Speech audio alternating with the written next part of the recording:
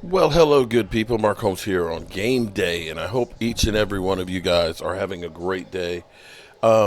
We are 2 hours, less than 2 hours away from the Dallas Cowboys kicking off their last game of the season. It's hard to believe that the season is over, but it is. It just is.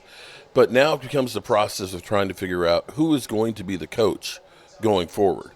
Is it going to be Mike McCarthy and crew? Will the Cowboys change anything? Was this season basically just a reset or not? But I'm going to say that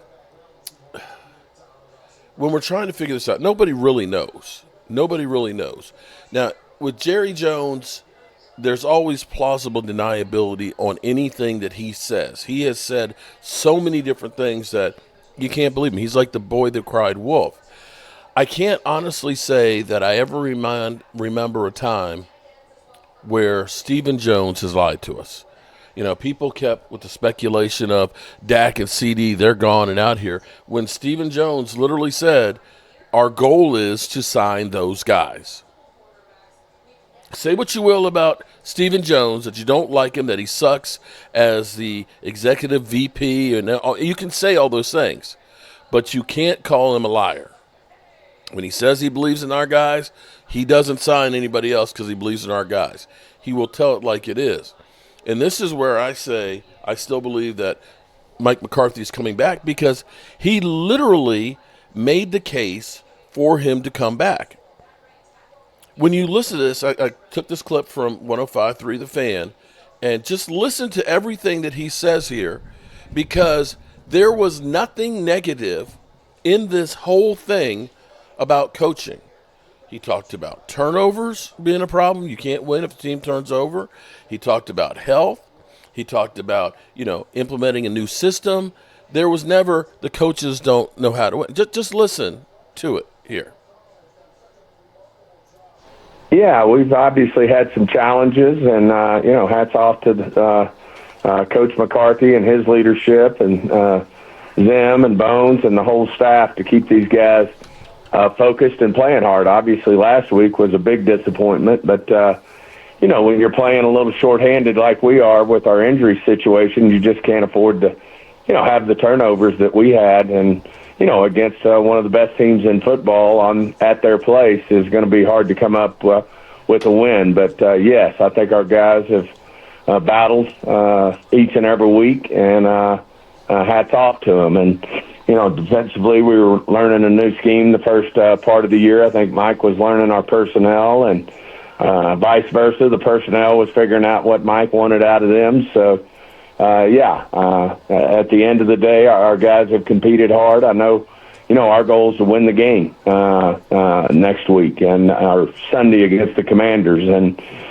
they've had a great year under Coach Quinn. You know what we think of him, and they're having a great season, but I also like our chances and think our guys will go out there and battle and give themselves every opportunity to win a football game. Micah was getting poked at again for one of his quotes. He said, if you take away the score, we were right there with them.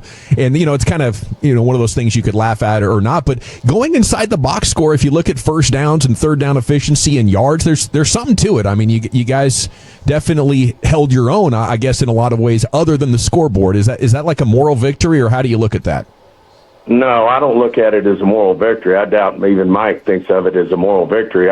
I just felt like, if you take away the turnovers, which you can't, by the way. I'm not saying you, but you lose the turnover battle in the NFL, there's a good chance you'll lose that football game. And we know that. We coach not to turn the ball over, obviously, and we coach to get the ball.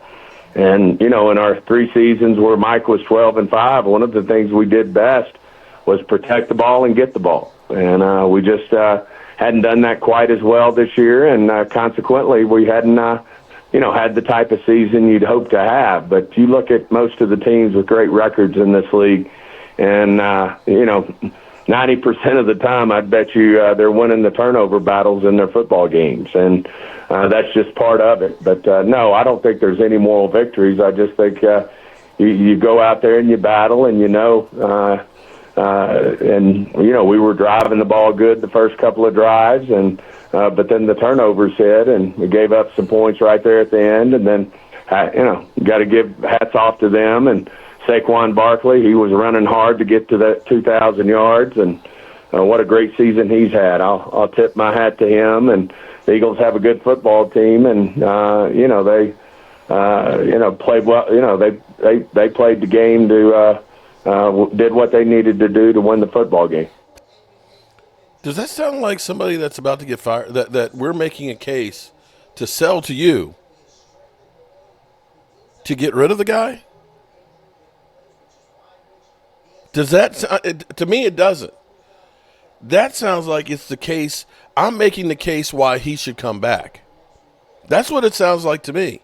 Now, maybe maybe they have an affinity for Mike McCarthy that they didn't have for other people and things.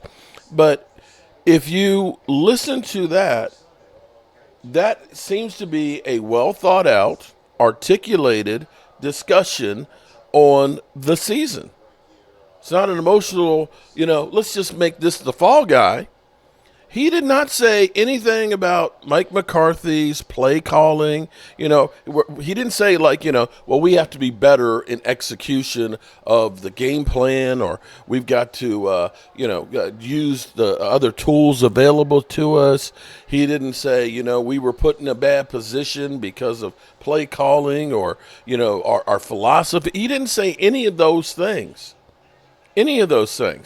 So if you've been praising what Mike Zimmer and Mike McCarthy have been doing about keeping the team together, right?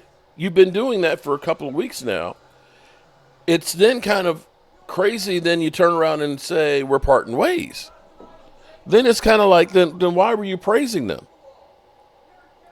I haven't heard, anybody praising Jared Mayo, right? Everybody's been killing Jared Mayo and not getting any support from the team. I don't hear the Raiders supporting Antonio Pierce, right? I didn't hear them, talking up the coach of the Bears.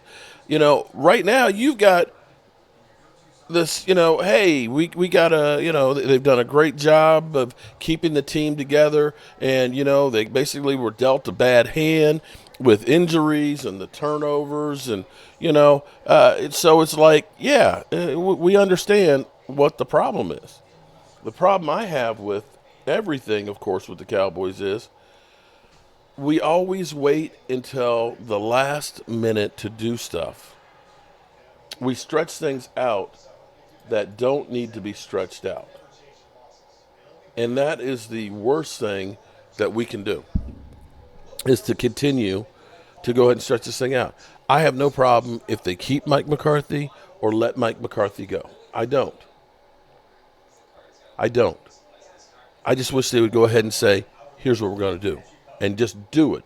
Don't wait. If you screw up, it's okay. But there's nothing worse than screwing up and making it worse because you waited to screw up. And that's been the Cowboys for too long. All righty, good people, I hope you join us for our last Cowboys game of the season coming up. And I do have I have to make some changes. And I'll have a video up in a bit about those changes. Health-wise, I have to make some changes. And, and I'm going to share with you what that's going to be. So I'll explain in a video, and we can go from there. All righty, good people. I appreciate y'all, and see you guys during the game.